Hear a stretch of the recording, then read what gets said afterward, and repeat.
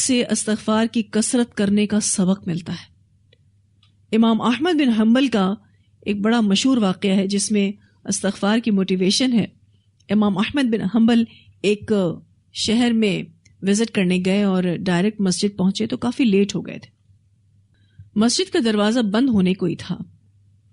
امام احمد بن حنبل نے مسجد کے دربان سے کہا کہ میں اندر جا سکتا ہوں، تو مسجد کے دربان نے کہا کہ نہیں، اب تو میں یہ دروازہ بند کر رہا ہوں۔ امام احمد بن حنبل نے کہا کہ یہ جو جوتے رکھنے کی جگہ ہے کیا میں یہاں سو سکتا ہوں؟ اس نے کہا نہیں، آپ یہاں بھی نہیں سو سکتے۔ وہاں سے ایک آدمی گزرا جو اپنے گھر جا رہا تھا۔ جیسے ہی اس کو یہ پتا چلا کہ یہ مسئلہ ہے تو اس شخص نے امام احمد بن حنبل کو کہا کہ آپ میرے گھر چلیں، آپ کو ایک رات کا اسٹے ہی کرنا ہے نا، آپ چلیں میرے گھر۔ وہ شخص امام احمد بن حنبل کو لے کر اپنے گھر کی طرف بڑھا۔ مستقل راستے میں وہ شخص استغفر اللہ استغفر اللہ استغفر اللہ پڑھ رہا تھا۔ جیسے ہی وہ گھر پہنچا، امام احمد بن حنبل نے یہ چیز محسوس کی کہ یہ نان بائی ہے، بیکر ہے۔ اس نے آٹا گوندا، آٹا گوندتے گوندتے بھی استغفار کر رہا تھا۔ پھر اس نے جب بیکنگ کی تو اس وقت بھی وہ استغفار کر رہا تھا۔ امام احمد بن حنبل کو بڑی حیرت ہوئی کہ اتنی کثرت سے استغفار کر رہا ہے۔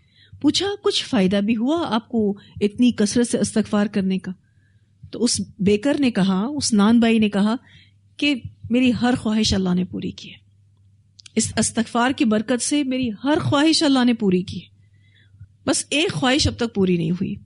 اور امام احمد بن حنبل نے پوچھا کہ وہ کون سی خواہش ہے؟ کہا مجھے اس دور حاضر کے امام احمد بن حنبل سے ملنا ہے، بس یہ میری خواہش ہے جو اب تک پوری نہیں ہوئی۔ امام احمد بن حنبل نے کہا کہ آج اللہ تعالیٰ نے تمہاری وہ خواہش بھی پوری کر دی کہ خود امام احمد بن حنبل چل کر اس کے گھر پہنچے۔ استغفار کی اتنی برکت ہے الحمدللہ۔ ہم جتنا بھی اللہ کے حضور معافیاں مانگے، ہماری غلطیاں بہت ہیں نا، ہم پل پل مسٹیکس کرتے ہیں، اور ویسے بھی ہماری عبادتیں بھی اس لیول کی نہیں ہیں جیسے اللہ کی شان ہے، جیسے اللہ کی ذات ہے۔ ہم کوئی نہ کوئی کوتاہی کر جاتے ہیں۔ اسی لیے نماز پڑھنے کے بعد بھی اللہ تعالیٰ نے کیا کہا ہے کہ اللہ اکبر ایک بار کہو لیکن 3 بار استغفر اللہ کہو، کیونکہ لازمی تم نے کوئی نہ کوئی کوتاہی نماز میں چھوڑی ہے، استغفار کی برکت سے اس کوتاہی کو معاف کر دیا جائے گا۔ اللہ تعالیٰ فرماتے ہیں انہ کان غفورا رحیما، بے شک